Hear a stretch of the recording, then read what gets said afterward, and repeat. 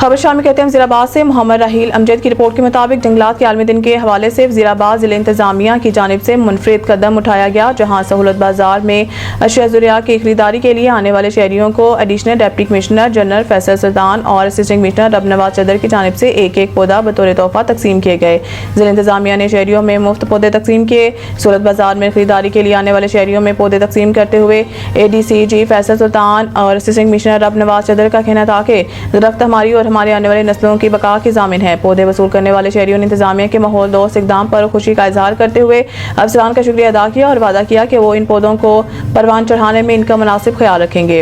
इस मौके पर शजरकारी वाक का भी एहतमाम किया गया, जिसमें महकमा जंगलात के block officer Ali Ahmed Chattha, Sajjad Akram, forest guard Mohammad Arshad, forest guard समेत अवामी समाजी शख्सियात और शहरी भी शरीक हुए। आज वर्ल्ड फॉरेस्ट डे के हवाले से हम सिर्फ पौधे लगा नहीं रहे, बल्कि हम पौधे जो है बल्कि फलदार पौधे जो हैं वो हम मुफ्त तकसीम कर रहे हैं। और उसके हवाले से हमने अपने वज़ीराबाद के अंदर 3 मुख्तलिफ प्लांट्स के ऊपर अपने ये